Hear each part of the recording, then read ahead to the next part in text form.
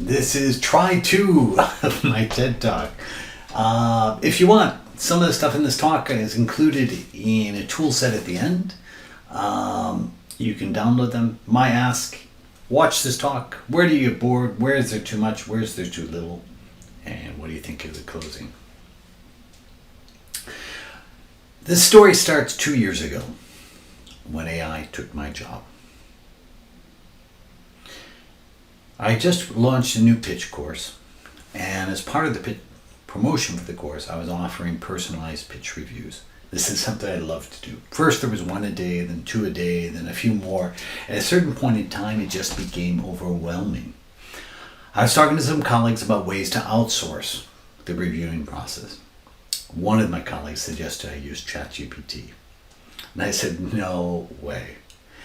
First of all, a pitch is something very human. You need to have a human feel for what you're seeing. You also need to see them. ChatGPT was blind at that point in time. I said, Bryan, humor me. Give it a shot. See what you come up with. So we did a testing process comparing me versus a blind computer. And much to my surprise, the result was the following. AI was just as good as I was at reviewing the pitches. And it had a few advantages that I didn't have. First, it was willing to do a pitch review anytime, day or night. Second, it never got grouchy. It never procrastinated. And equally important, it gave much better feedback. In this context, I decided to fire myself. And in some ways, it felt a bit small, losing out to a computer. But at the same time, I saw an incredible opportunity. I'd recently set up a foundation to coach, train 1 million entrepreneurs by 2027. What I saw within this, if AI was this good at giving feedback, and feedback, by the way, is the secret sauce of making great pitches, what could I do with AI to help people learn to pitch better and more effectively? Now, one of my personal passions is helping people communicate better and more effectively. I talk a lot about pitches. And when I talk about a pitch is something we're doing all the time. We do it at home, we do it at work, we do it with friends, we do it with colleagues. It's something that's part of our daily life. Now, my definition of a pitch is perhaps a bit more academic than yours, but it's easier to understand. For me, a pitch is what happens between 2 points. Point A was what do people believe before you talk, and point B is what do people believe after you talk, and what action should they take. Your pitch is quite simply what comes up between those 2 points. Now, we might not think we're pitching our wives when we invite her out to a new restaurant for dinner, but that is a pitch. We hope when we present the idea, she'll have her coat on and is ready to go.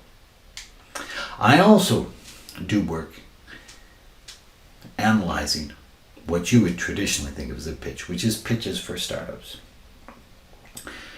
Pitches for startups are the torture test of pitching.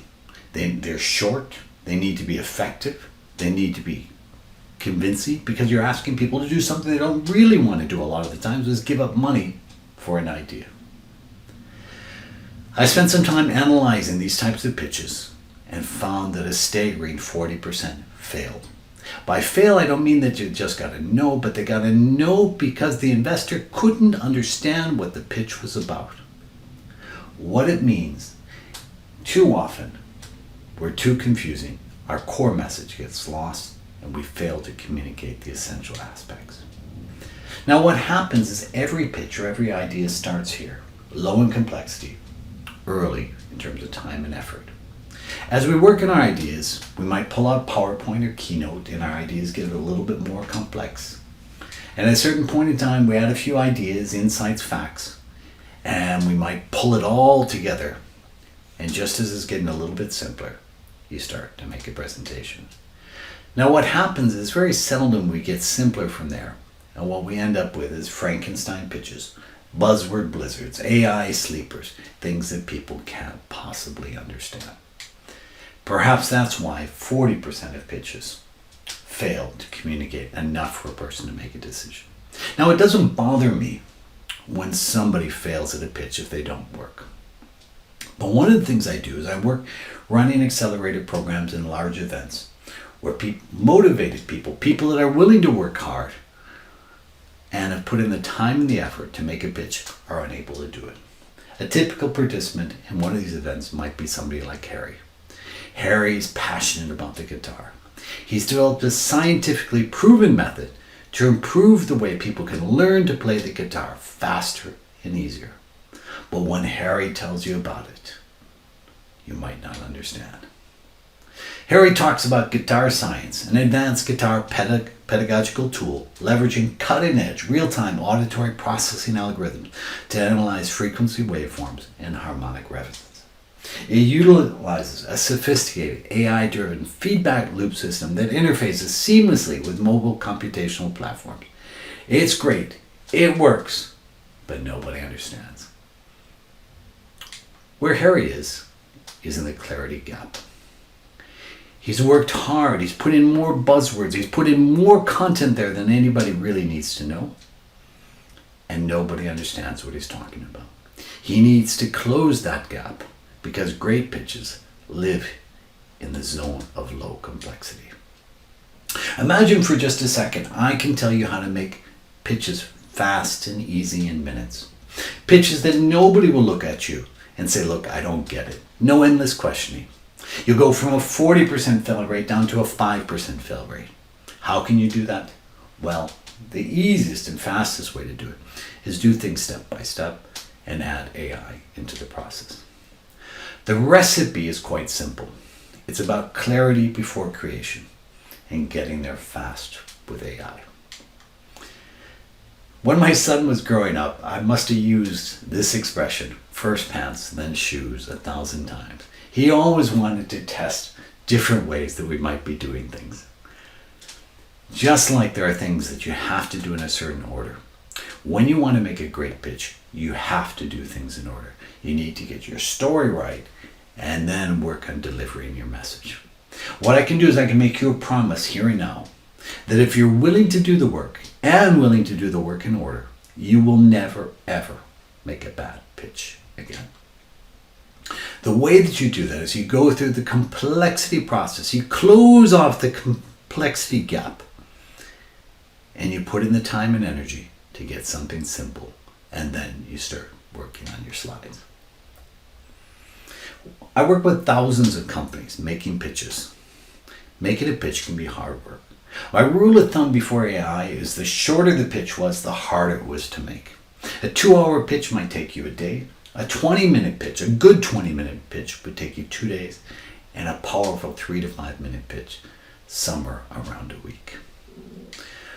For the rest of this talk, I'm going to talk to you about how you can make a really good pitch in 60 minutes. It might not be a great pitch, but it certainly won't be a pitch that people don't understand. It's a 3-step process. It's about making a story, using AI to organize and clarify that story, getting feedback. It can be feedback from humans or it can be feedback from AI, and then finally working on your delivery. The starting point is making your story. I encourage people to go out and get as much information as they can to make their story, to pull it together, to get the facts and figures there. But I have not, as of yet, found somebody who has too little information. Almost everybody has too much to say, and they add more and more. They were buzzwords, they were jargon. And when they run out of space and their pitch is too long, they simply talk faster and faster. That's a recipe for disaster. This is the time to bring in AI to help you make things clearer. There's some research out there showing that in fact, AI is better at communicating in a startup pitch than human beings. AI pitches are preferred almost 80% of the time to humans 20%. And they're seen as 70% more persuasive. We didn't see that in our own research, but we do see that when you give humans and AI the same basic information, AI tends to be a bit better. Building a pitch is actually really easy. What you need for a pitch is 3 parts. A purpose. You need to say what people believe before and what do they need to believe after. You need to have a hook to pull them in. You need the meat of your talk, which is the problem, promise, proof, and payoff. And you need the close. what now? And I suggest 3 reasons to get the what now going forward. When we give this information to AI and to human beings and ask them to make a pitch, they're a bit different in terms of the quality of the pitches they come up with. But what you'll see is that humans typically are middle of the group, not as good as the paid AIs, and better than a lot of the free paid AIs. Where it fits is not really important, because the next part is the secret of making a good pitch. The secret of making a good pitch is about getting feedback. The secret sauce: get feedback, improve. Now let me repeat this for just a second. It's about getting feedback, using the feedback, and really improving. Now you can get feedback in lots of different ways. You can get feedback from real human beings, but they might be hard to reach at 2 in the morning, or they might not want to listen to your pitch for the 30th time. You can use you to get feedback, but you're the easiest person to fool. One of the easiest places to get feedback is from AI. In our testing on pitch reviews, we tested AI, text only, versus experts with slides and videos. The first thing we needed to do is to see, do they give the same ratings? What we found is, in fact, AI was not the most correlated with the group scores, but one of the best. But in terms of reliability, the idea that they give the same results each time, AI was the best without question. And in terms of value of feedback, they're not even in the same group. AI gives much better feedback in terms of feedback on a pitch. The value of AI is AI can be your critic, your brutally honest friend. You can ask AI, is there enough information here?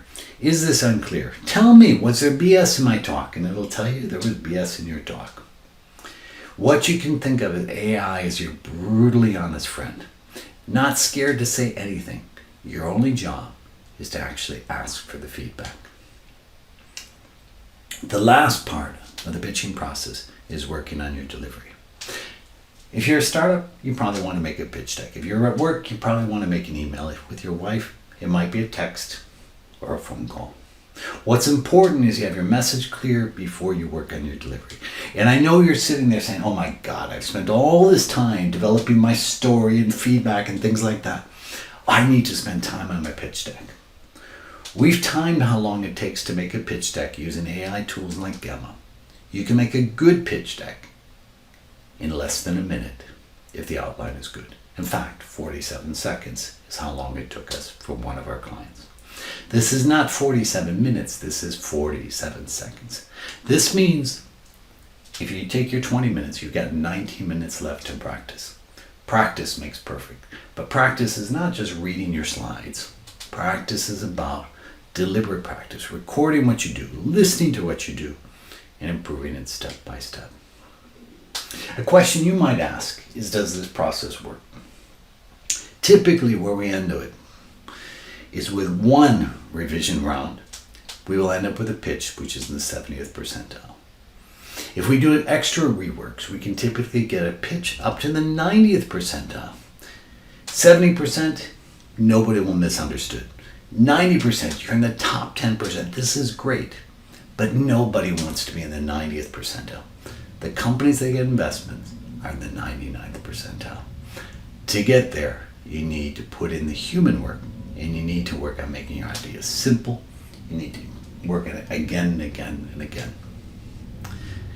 Let's go back to Hari. His message might be more clearly written. Want to learn the guitar the right way. Guitar Science offers scientifically proven methods and AI feedback to make learning intuitive and effective. We help you master your favorite songs faster, step by step. P.S. We're going to be the world's #1 guitar app. Invest in us. This is the type of thing that Hari should be saying. This is the type of thing you can do when you work on getting your message clear. What do you need to remember from this talk? Great story pitches are stories. You need to get your story right, then you work on your delivery. You and nobody else is responsible for getting things right. Now, the challenge that comes up is getting you to do something. What I'd like you to do is take an hour out of your life, set a timer on the table, give yourself a tough pitch challenge. Sit down with AI, try to write up a pitch, going through this process step by step. You'll be amazed at what you can do in the time available. Now I'm going to close with a question. Do you think this talk was made with AI? The answer, and a confession, probably not as much as it should have been. We all start with our own belief about our expertise. I had a series of slides, a series of presentations, 2-hour talks, 3-hour talks on how to pitch. I decided to take those slides, pull them together, make them into an exciting TED Talk, get it down to 15 minutes. What happened? When I showed it to people, they said, Bryan, just don't get it. This is confusing. This is complex. What I decided to do was to start all over. I threw things out. I wrote an outline for a story. I clarified the story with AI. I got feedback on the story with AI. And then when it was simple, I worked on my slides. The whole process took me about 2 hours. Actually, making the images took a little bit longer, and it takes a little bit of practice time. But what happened is, doing what I know I should do, things went a lot better. The question you have is, are you willing to take the effort to close the knowing-doing gap? You know now what you need to do to make a really good pitch in an hour with AI. The question is, will you do it? I'd like to close with a famous quote. Albert Einstein once said, if I had an hour to solve a problem and my life depended on it, I'd spend 55 minutes finding the right question and 5 minutes solving it. If you have an hour to make the pitch of your life, invest 55 minutes working with AI to craft your story and make it simple. Then spend 5 minutes making the slides. That is a first pass, then shoot solution to make a better pitch faster and easier. Thank you very much.